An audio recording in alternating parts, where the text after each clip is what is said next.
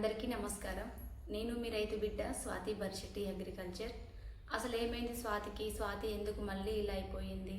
అంతకుముందుకు వానకాలం నాట్లప్పుడు ఇలానే అయింది తనకి, మళ్ళీ ఇప్పుడు ఇలానే అవుతుంది. అసలు తన ఆరోగ్యం ఏంటి అని చాలామంది చాలా కామెంట్స్ పెట్టారు. 99.9% నా హెల్త్ గురించి కామెంట్స్ పెట్టిన వాళ్ళే. ఒక్క ఇద్దరు ముగ్గురు తను యాక్షన్ చేస్తుంది, వ్యూస్ కోసం అలా నటిస్తుంది, తనదంతా ఓవర్ యాక్షన్ అని ఒక్క ముగ్గురు మాత్రం కామెంట్లు పెట్టారు. నేను వాళ్ళవి అస్సలు పట్టించుకోను, ఎందుకంటే నాది రియలా యాక్షనా మీ అందరికీ ఖచ్చితంగా తెలుసు అన్నమాట. అసలు ఎందుకు నాకు ఈ విధంగా అవుతుందో నాకే అర్థం కావట్లేదు. నేను పని చేయడంతో పాటు మా అమ్మ కూడా పాపం తన పని వదిలేసుకొని నాతో పాటే తిరుగుతుంది. ఈ సంవత్సరం మొత్తం మా అమ్మ పని వదిలిపెట్టి నా కోసమే తిరగడం సరిపోతుంది, అమ్మైనా తమ్ముడైనా. ఇగో పెయిన్ అయితే బాగా పెయిన్ లేస్తుంది, తట్టుకోలేకపోతున్నా.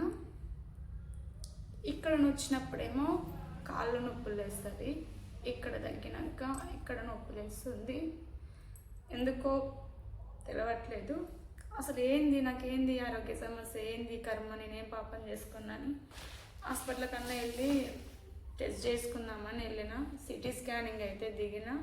అసలు ఏం లేదు, నీకేముందని ఏడుస్తున్నావు, నువ్వు అంత మంచిగా ఉన్నావు, నువ్వు బాగున్నావు, హెల్తీగా ఉన్నావు అని డాక్టర్లు అయితే చెప్పారు. బ్లడ్ లేదు, వీక్ ఉన్నావు అని మందులు రాశారు. ఆ మందులు వాడుతున్నా, అయినా కానీ అట్లనే నొప్పులు పెట్టేది. వానకాలం పైన వానకాలం వచ్చేట ఇది అట్నే నొప్పులు పెట్టేది, తగ్గకపోయేది. ఇక ఆడ ఈడ తిరుక్కుంటూ కనిపించిన రాయికి చెట్టుకు పుట్టకు దండం పెట్టుకుంటూ వానాకాలం మొత్తం అట్నే గడిచిపోయింది. అసలు పనే చేయలేదు. ఎట్నో దేవుని దయ వల్ల కొద్దిగా తగ్గి మళ్ళీ యాసంగి నాట్లకైతే పోయినా. యాసంగి నాట్లు బాగానే వేసిన, యాసంగి నాట్లు వేసిన, నిమ్మకాయలు పోయినా, చిన్నవి తీసుకొని అంతా బాగానే ఉంది. ఇక ఆరోగ్యం సెట్ అయింది, ఇక మంచిగా ఉన్నా అనుకునే లేపు మళ్ళీ స్టార్ట్ అయిందన్నమాట ఈ నొప్పి. ఇప్పుడు ఇల్లు కట్టి నేను 14 నెలలు ఇళ్ళల్లో పోయిన కాంచి అసలు నాకేం మంచిగా అనిపించట్లేదు. ఇళ్ళలో పోయిన 3 నెలల నుంచి నాకు హెల్త్ ఖరాబ్ అయింది అన్నమాట. అంత ముందుకు ఉరుకులో పెట్టుకుంటూ పని చేసేది, ఏ పని చేసినా నాకు అలసట అనేది ఉండకపోయేది, మస్తు హుషారుగా చేసేది, అంత మంచిగా ఉండేది. అసలు ఎందుకు ఇట్లా అయిపోయిందా అని అనిపిస్తుంది. మళ్ళా మొన్న కింద పడిపోయిన కాళ్ళు బిరిగాయి అని చెప్పిన కదా, మళ్ళీ శ్రీకృష్ణ నర్సింగ్ హోమ్ అయితే వెళ్ళిన నకిరేకల్కి. అక్కడ పోయినాక వాళ్ళు మళ్ళీ స్కానింగ్ తీసిర్రు. నాకు ఇక్కడ బాగా పెయిన్ లేస్తుంది, కాళ్ళు బిరిగాయి, కింద పడిపోయిన ఈ విధంగా నా పరిస్థితి ఉందంటే వాళ్ళు కూడా స్కానింగ్ అయితే తీసిర్రు. ఏం లేదురా, నువ్వు ఎందుకు ఇబ్బంది పడుతున్నావు, అంత మంచిగా ఉన్నవి, నువ్వు బాధపడాల్సిన అవసరం ఏం లేదు, కాకపోతే పని చేసి చాలా వీక్గా ఉన్నావు, మందులు రాస్తాం, మందులు వాడు సెట్ అవుతుందని చెప్పిరన్నమాట. అసలు ఏం మందులు ఏమో కానీ ఆ మందులు వేసుకుంటే ఇంకా నొప్పి ఎక్కువ అవుతుంది, కానీ నాకైతే తగ్గట్లేదు. బాగా పెయిన్స్ అయితే వస్తున్నవి. బీపీ డౌన్ ఉంది, 50 ఉంది. ఎందుకంటే టెన్షన్స్. అసలు ఎందుకు ఇట్లా అవుతుంది, ఏ విధంగా అవుతుంది? హాస్పిటల్కి వెళ్తేనేమో ఏమీ లేదంటారు, నొప్పి ఏమో బాగా నొప్పి పెడుతుంది, వెనకంగా వస్తాయి, కాళ్ళు నొస్తాయి, ఇక్కడ నొస్తుంది. ఒక్కడని కాదు, ఒకసారి చెప్పుకోలేని చోట్లల్లో కూడా చెప్పుకోలేని విధంగా ఉంది నా పరిస్థితి. ఇంతగానం ఎందుకు అవుతుంది అని టెన్షన్కి బీపీ కూడా 50కి వచ్చిందన్నమాట. నాకేమన్నా అయితే నా పిల్లల పరిస్థితి ఏంది? చిన్న పిల్లలు, వాళ్ళు ఎవరిని చూసుకుంటారు?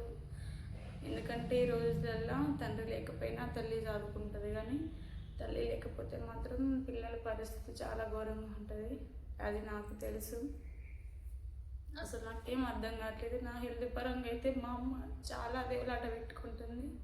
ఈ సంవత్సరం మా అమ్మ పని బంద్ పెట్టింది తక్కువ, నాతో పాటు నాకనే ఉంటుంది. ఎందుకంటే ఇప్పుడు ఈ క్షణం ఈ విధంగా ఉన్నా కదా, మరుక్షణం ఎలా ఉంటానో నాకు కూడా తెలియదు, వాళ్ళకు కూడా తెలియదు. అట్లా కాపాడుకుంటారు నన్ను మా అమ్మైనా మా తమ్ముడైతే ఇంకా ఆడపిల్ల ఏడ్చినట్టే ఏడ్చేస్తుండు. మా అక్క పరిస్థితి ఇది, తనే పాపం చేసింది, తనకెందుకు ఇట్లా జరుగుతుంది, మా అక్క లేకపోతే వాళ్ళ పిల్లల పరిస్థితి ఏందని బాగా ఏడుస్తుండు. తమ్ముడు కూడా అనిపిస్తుంది, మేము ఏం పాపం చేసినాం, ఏ పాపిష్టి కళ్ళు మా మీద పడ్డాయి.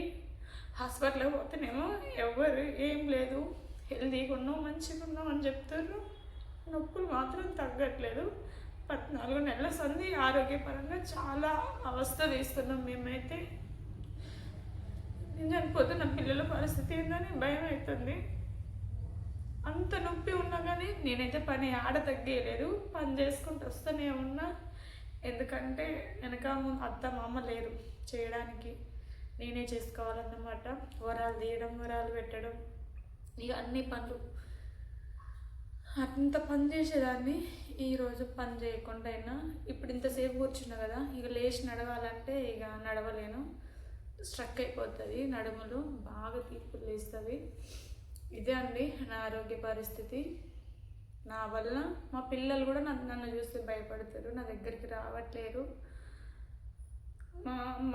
మా అమ్మకైనా మా తమ్మునికైనా మా పిల్లలు ఒకటే మాట చెప్పారు, మా అమ్మ జాగ్రత్త, మీరు మా అమ్మకాన్నే ఉండండి, మా అమ్మని చూసుకుంటాని. నా కొడుకు హాస్టల్ పోయేటప్పుడైతే వాళ్ళకి చెప్పిండు. ఆ మాటని మా తమ్ముడు బాగా ఏడ్చిండు అన్నమాట.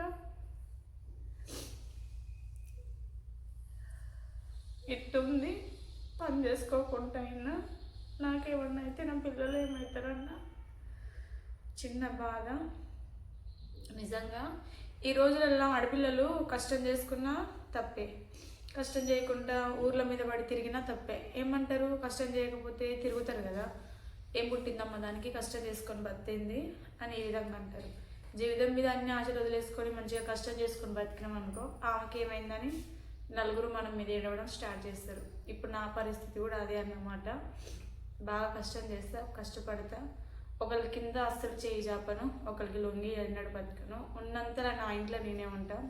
ఒకళ్ళ కాడికెత్తి పెట్టమని పోయామని నేను అస్సలు పోను, లేకపోయినా ఉపాసమైనా వండుకుంటా, కానీ ఒకళ్ళ ఇంటి గడప అయితే నేను దొక్కను.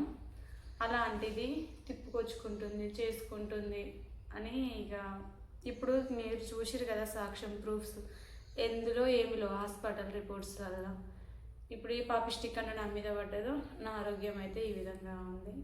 ఇక మిమ్మల్ని నేను కోరుకునేది ఒక్కటే, ఇల్లు కట్టిరని అనుకుంటారు కానీ ఇది వాస్తవంగా డబ్బులు నుండి కట్టి. చాలా మంది అక్కడ పైసలు ఉండి ఇల్లు కట్టింది అనుకుంటారు. ఈ ఇల్లు వాస్తుకు లేక అప్పు తీసుకొచ్చి కట్టినా, కానీ ఇల్లు కట్టినాక నేను ఇంకా మరి దిగజారిపోతాను, ఆరోగ్యమే ఖరాబ్ అవుతుందని అస్సలు అనుకోలేదు మేము. ఇప్పుడు ఇల్లు పరంగా 10 లక్షలు అప్పు, హెల్త్ బాగాలేదు, చిన్న చిన్న పిల్లలు, నాకేమన్నా అయితే నా పిల్లల పరిస్థితి ఏంటి, ఇదే టెన్షన్ పడ్డదన్నమాట. నేను, అమ్మ, తమ్ముడు, పిల్లలు 7 రోజులు లేదు మాది ప్రస్తుత పరిస్థితి అయితే ఇదే. ఇక లేచి నేను ముందుగా పనిచేస్తానన్న నమ్మకం కూడా లేదు, ఎందుకంటే బాగా నడుములు తీర్పులు తీస్తున్నది, చేయలేను. ఒక నాడు పని పోతే ఇక 4 రోజులు ఇంటికాడ ఉండడమే సరిపోతుంది. ఇది నా ఆరోగ్య పరిస్థితి.